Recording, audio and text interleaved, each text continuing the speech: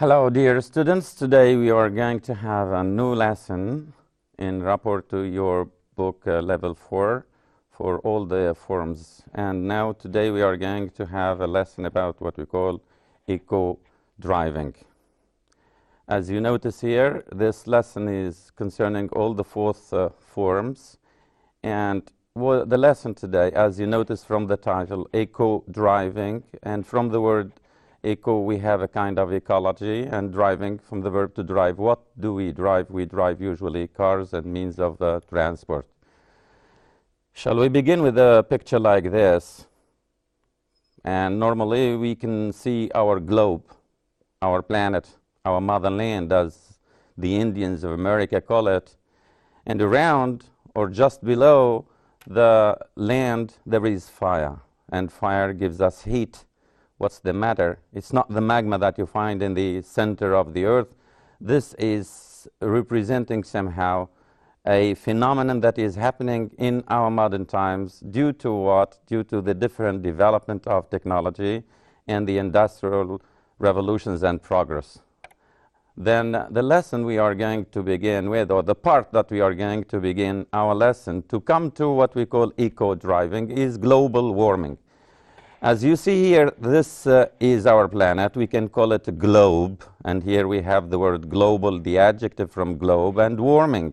Normally, when you are cold in our houses, we warm our houses, but when as you know, too much warming causes sometimes some problems to our health. But if we warm the earth, we warm the atmosphere, we warm the lower atmosphere and the upper atmosphere of the planet, something might happen, and dangerously. Here now, before we begin our lesson, we are going to have a series of words on the left and words on the right. We are simply going to match the words from the left with the words from the right to have the synonyms. The first word, retreat, it means to move back. And remember, these words are necessary to understand the text that is going to follow. The word shrink means to get smaller. Sometimes clothes, when put in water, some kind of tissue may shrink. It means they get smaller. And we're talking about our planet, what is going to shrink, or what shrinks in our planet, certainly you're going to discover later on.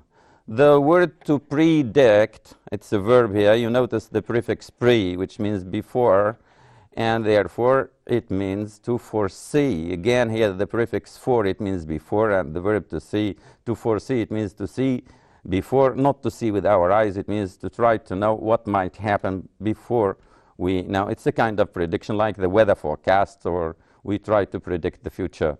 Expand, and the meaning is to get bigger. So it's the opposite of to shrink. To shrink, something shrinks, something expands, gets bigger. The second, or the last but one word, is the adjective drastic. And as you know from the words here, we have to look for an adjective. The only adjective you notice here is severe. So severe and drastic are somehow synonyms. We talk of a drastic situation, a severe climate, I don't know, any other thing that is severe. The last word is to advocate, and therefore it is to support and to back, Now, here is a text that we are going to have. I'm going to read the text. You are going to listen and try to read with me. We go slowly. Some effects of recent climate change may already be occurring.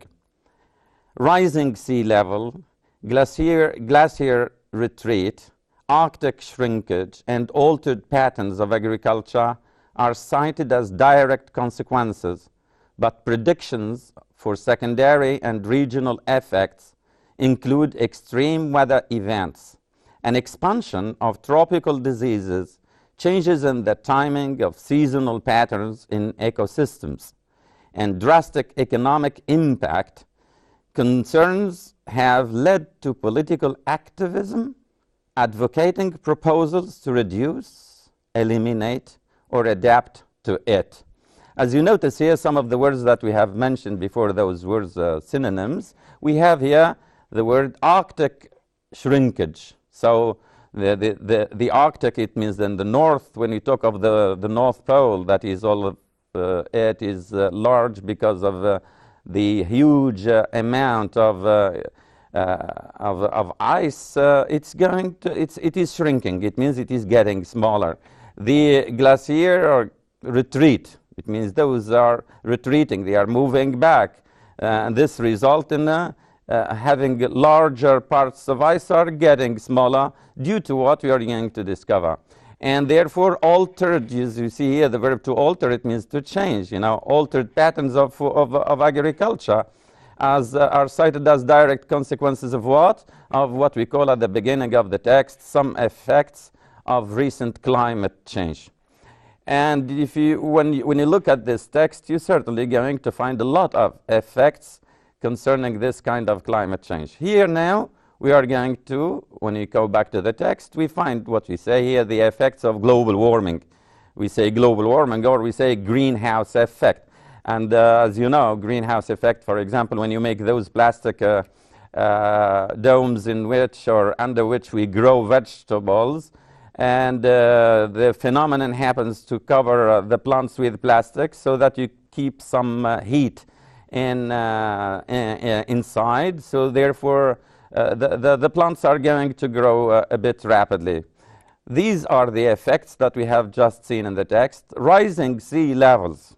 This is one of the effects of global warming. When the sea rises to go up, imagine the sea rises, therefore it's going to progress, it's going to advance, and therefore it's going to cover parts of land. Maybe we might be afraid that one day our planet or some of the low parts of the land may be totally submerged or overwhelmed by water.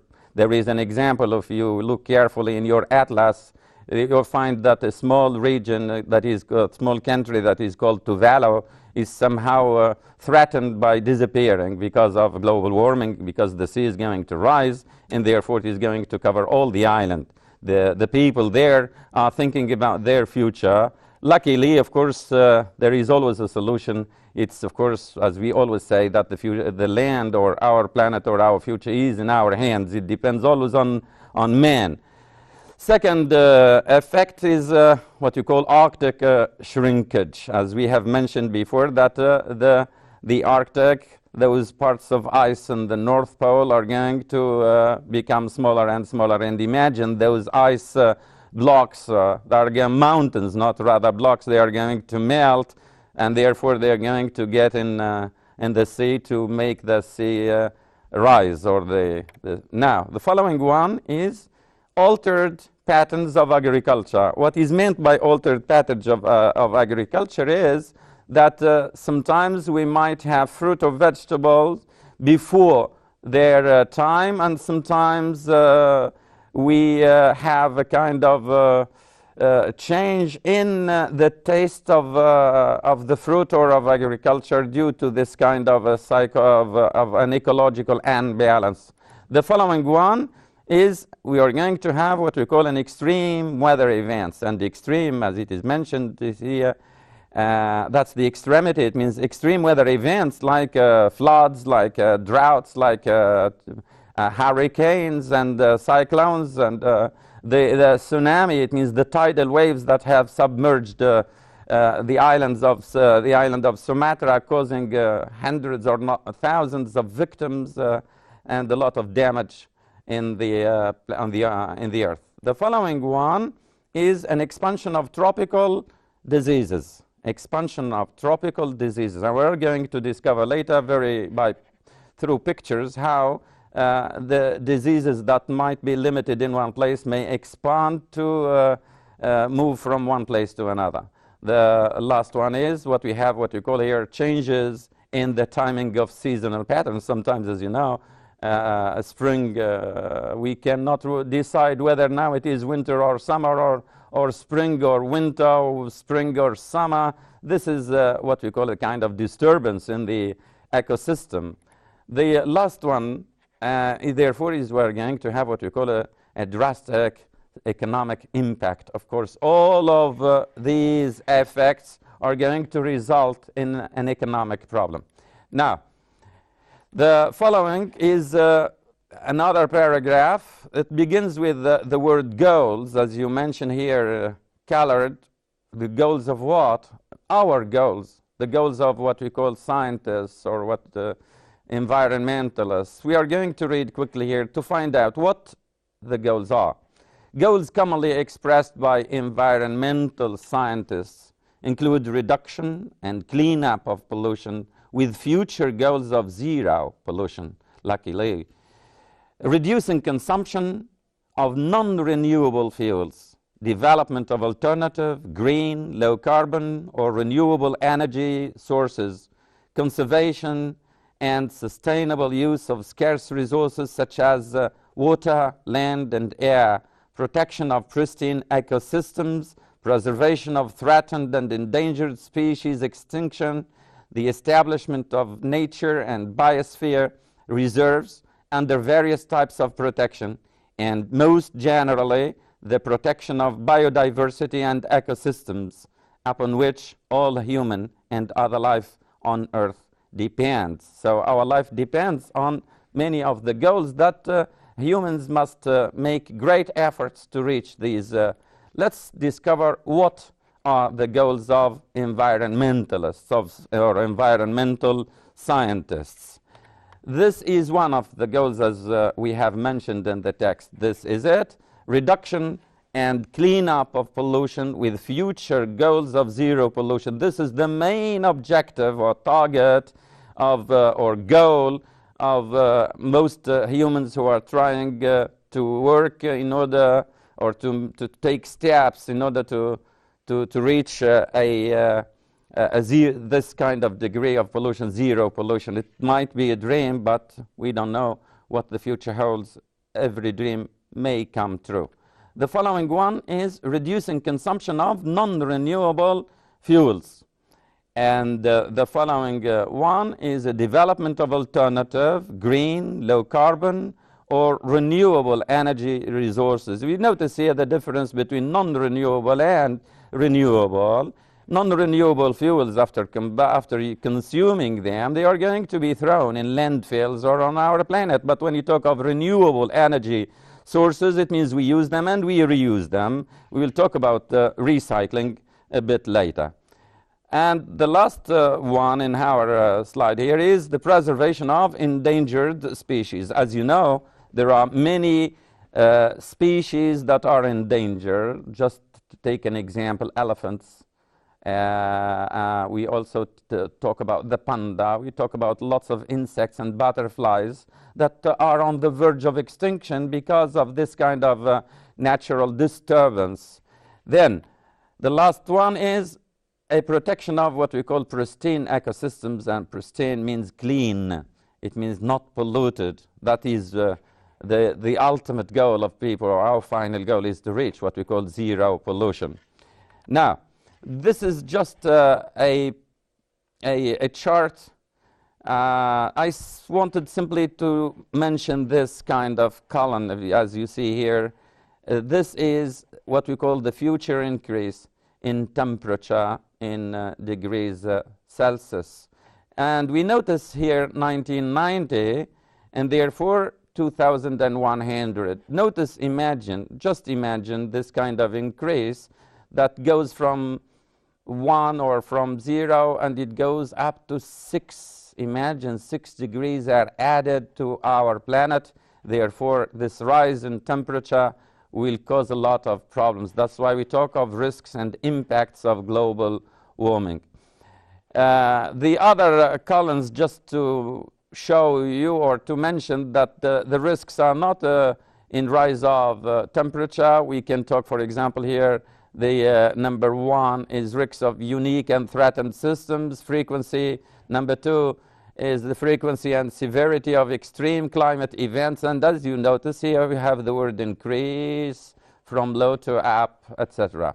Now, the following one is, that's what we call the warming of the surface and lower atmosphere by increasing the greenhouse effect. The warming of the surface on lower atmosphere. Our planet is, of course, having what we call the surface of it, and then we have the lower atmosphere. in which we have a lot of oxygen and different gases. And of course, if we harm those gases, if you use the map, it means totally or destroy this kind of balance between the different components of the atmosphere, we will have a lot of dangers. And this is especially caused by what we call the increasing by increasing the greenhouse effect. Now, this is just a small paragraph to interpret the table that we have seen before.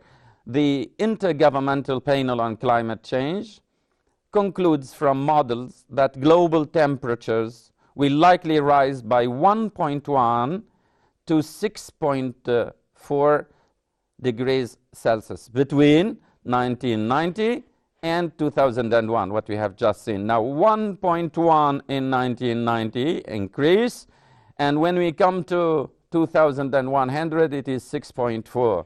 With the range of temperatures due to the use of differing scenarios of future greenhouse gas emissions and varying degrees of climate sensitivity. Of course, these are statistics, but statistics are not, they are certain predictions. Of course, as we said from the beginning, that we should not see the future as dark or gloomy. It depends on us, it depends on you too. Everybody can participate in cleaning up our Earth and keeping a cleaner atmosphere for the future generation. Now, this is what is meant by the effects of global warming, and greenhouse gases can stay in the atmosphere for an amount of years ranging from decades, a decade is a period of 10 years, to hundreds and thousands of years. No matter what we do, global warming is going to have some effect on Earth. That means we can do lots of things to avoid the danger, the risk, the hazard, but there are things, because we have not begun maybe earlier to take steps, that the global warming is going to have some effect on our planet Earth. I just here want to show you that the 5 deadliest effects of global warming. The first one is this: polar ice caps melting. That's what we call the Arctic shrinkage. And as we notice from the picture here, we see these blocks of ice are melting, and therefore making the large areas of ice getting smaller. There are 5,773,000 cubic miles of water in ice caps, glaciers, and permanent snow. According to the National Snow and Ice Data Center, if all the glaciers melted today, the seas would rise about 230 feet. Luckily, that's not going to happen all in one go. It does not happen at once, you know. It takes maybe decades or it takes years, but sea levels will certainly rise. The following one, deadliest as it is called, it's the economic consequences. And of course, here you see the New York Stock Exchange, and of course it represents economy, and therefore, for example, we take those causes of the global warming called hurricanes or cyclones, or sometimes tornadoes or tidal waves that happened in Sumatra, do billions of dollars in damage. Diseases cost money to treat and control, and conflicts aggravate all of these. It means the economic troubles oblige people to spend a lot of money, therefore to lose a lot of money. The following one is what you call about increased probability and intensity of droughts. Droughts, it means the absence of rain, and heat waves. And as you see the picture here, some animals are dead, there is no rain, the trees are disappearing. Water is already a dangerously rare commodity in Africa. And according to the Intergovernmental Panel on Climate Change, global warming will worsen the conditions and could lead to conflicts and war. And we sometimes talk about water wars, and this is it, because water is a necessity, and we cannot live with it. So in case there is a little water, everybody wants to drink or to use water because life depends on it. The following consequences, number 4, warmer waters and more hurricanes. As you see, you say here the hurricane, and we know that as the temperature of ocean rises, so will the probability of more frequent and stronger hurricanes. So hurricanes are getting more and more dangerous. It's not something only natural, but because of the changes that are happening on our planet, in our oceans, this kind of rise of temperature will cause waters to warm, and therefore we will have more and more hurricanes. The following one, that's what we call the spread of disease. And here, as northern countries warm, disease-carrying insects migrate north, bringing plague and disease with them. Plague, or plagues in plural, it means fleas, pests, etc. As you have noticed, for example, the spread of the bird flu, it has not remained just in Asia or in Africa. It's moving north, reaching even the northern part of the hemisphere. Then, if we look here to ask a question, are there possible solutions? Or is the future really black? Can we take steps? This question here, can we take steps? It means if we say that our planet, our future depends on us as humans, and not only humans as individuals and as organizations and as governments, international organizations and so on. The answer may be given by this website. You can take notes if you like. This is it, www.recyclinggarbage.net. When you surf this website, you will find a lot of information about how to solve the problem, even as individuals, you as pupils, and all the people as individuals can participate or can take part. And now, this is it, what those people who are responsible for designing this website, they say the following. I think, if you look here, I think that almost everything can be recycled. Almost everything can be recycled. Notice the word re, it means to do again, to copy, to recopy, to write, to rewrite, etc. And recycling has expanded and grown to allow for everything from paper to plastic to batteries to be recycled and made into something useful for everyday use. It takes the waste that would just sit in a landfill, taking years to degrade and break down. So it depends on us if we are going to recycle the products we use. We are not going to throw them in landfills and cover them with land, and therefore we will have mountains of garbage thrown everywhere, or causing some kinds of poisoning the land, because as we see, for example, the word batteries here, we know batteries have a lot of poisons. That's why you are always advised by all means of mass media to avoid throwing them, whether sometimes even the small battery of your watch not to be thrown, because it is very dangerous and causes a lot of poisoning to our earth. Now, here we have may the dream come true. And as we see here, may the dream come true. It's a question, and what is the dream, first of all? You remember at the beginning of the text we said zero pollution. That is the goal of all environmental scientists and all of the humans living on this planet. And what does the dream consist in? Here the dream consists in what? In using water for petrol. Water instead of petrol. Oh, that's nice. Imagine one day, instead of going to the gasoline station, the petrol station, to fill in the tank of your car, you simply get to the top of your garden and put the hose and just fill the tank with water. What is that?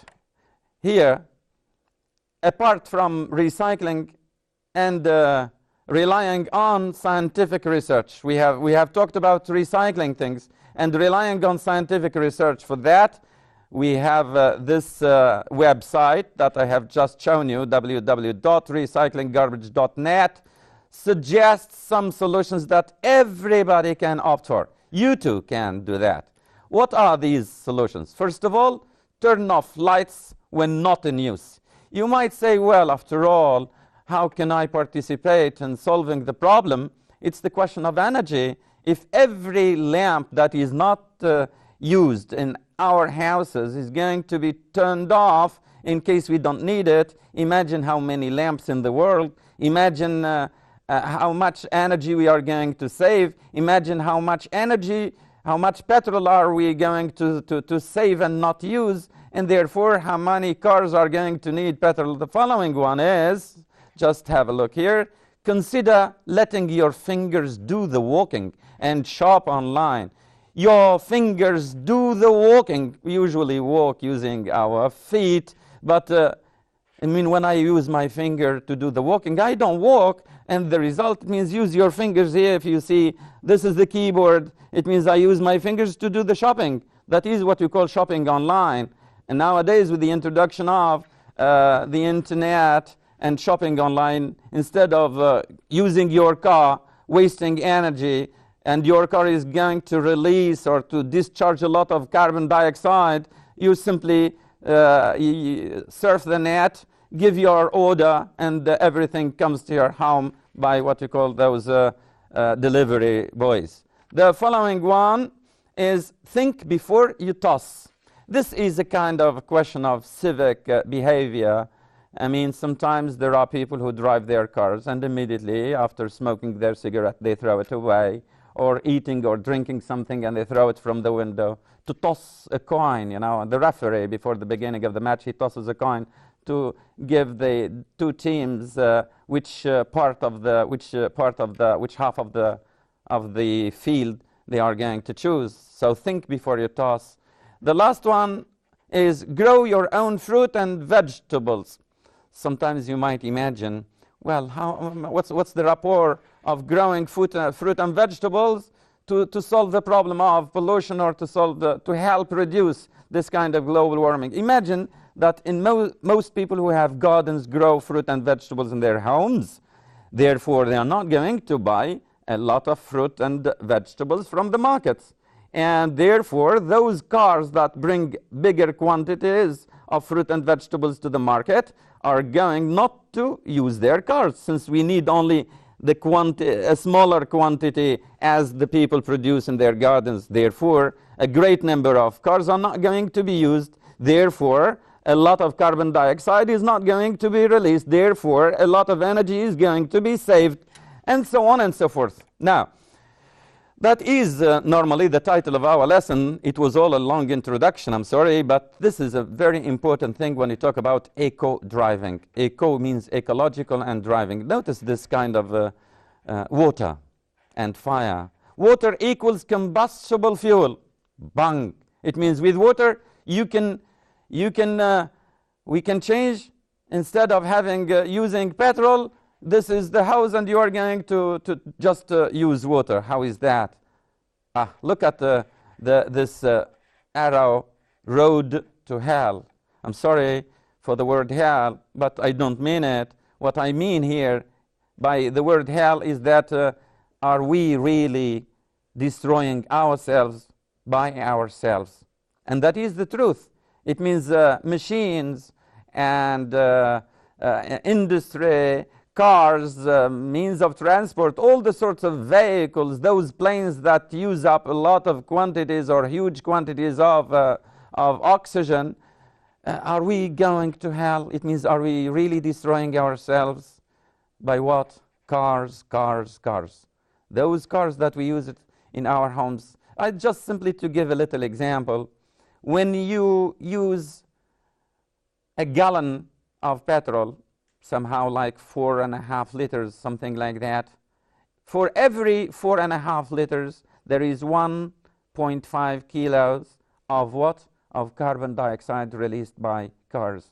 And imagine the amount of petrol that is used every day in every village, in every town. Therefore, the bigger we will have a lot of quantity of carbon dioxide, which is one of the main causes of the global warming. Look at the picture now. Here we have cars, cars, cars. Imagine those cars here, hundreds of cars, are all of them in different files, releasing, discharging huge amounts of what we call carbon dioxide. Now, recycling and cycling. What's the rapport between recycling and cycling? Recycling, it means using and reusing the different substances instead of throwing them in the landfills, and cycling, it means using our bicycles. This is part of the solution. When people, we have become very lazy, you know. Instead of walking for 1 kilometer, sometimes we have become lazy, and we have become totally dependent on cars. Sometimes you might buy something from the very near shop, just 200 or 300 meters away from your house. You don't go on foot. You simply take your car, and this, imagine then, if many people try to use their bicycles, it will be a lot of one of the most important solutions, of course, participating or contributing to reducing the amount of carbon dioxide that we discharge into our atmosphere. Now, the following one is another kind of energy, solar power. Now solar power is used, but how are we going to use it for cars? It's true. It is a truth. There are cars that use the solar energy. They are still not yet developed, but they will be developed in the future, because humans are intelligent and they are able to find solutions in all the cases. The following one, that is what we call water for gas. Are we really able to use water instead of gas? And for here, FOR, as you know. This one, water is the fuel of the future. Luckily, we will not spend a lot of money, but pay attention, even water is getting rare and rare because we are overusing our water. Now, this is just what we call gas, water for gas, or water for petrol. The word gas means petrol here. We have developed devices that use a little electricity out of your car's battery to separate water into a gas called HHO, 2 hydrogen plus 1 oxygen. Those students who study sciences know better than I when you know 2 hydrogen plus HHO, also called Brown's gas or hydroxy, burns beautifully. Imagine something that burns beautifully and provides what? Tons of energy, while the end is just water. Because it's going to, I mean, when we use petrol, the result is CO2, carbon dioxide. When we use water, the result is just water. So water is not dangerous. This is, of course, the future of humanity. Maybe this is the device that is scientifically, many of the scientists, sometimes they say that those who use this kind of technique, they try to hide the truth, not to push research on it, because what those people who have petrol will do. Water for gas, to save gas, to prevent smog, to clean the engine of your car, and to boost power. This is it.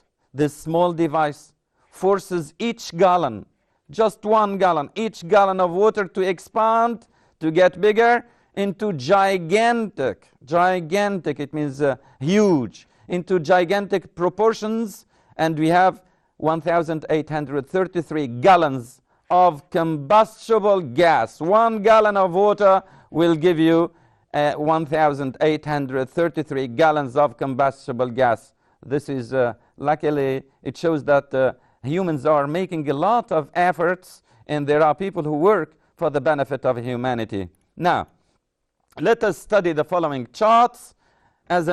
Take an example. We have taken the example of Turkey.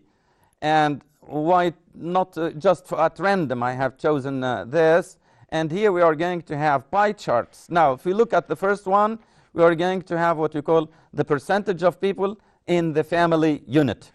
Here, as you noticed, when you have a pie chart or a chart sometimes or a diagram, what we call a non-linear text, and there are many examples in your books, from a picture, we can change this as a text, but it's not a linear text. It's not written in words. It's a picture, a cartoon, a chart, a diagram that we can interpret, and then we changed it into a text. Here, as we see, 45%, it's the yellow. Families of 4 persons. I begin with the beginning. Here, 4% of families of one person, and then here 18% of 2 persons, 3 persons, and 4 persons here, and this one 5 person. You say, and the red one, families of 6 persons. You say, what is the use of that, or what is the rapport of this? We will just finish the charts, and I'll tell you what to do. Percentage of cars per family.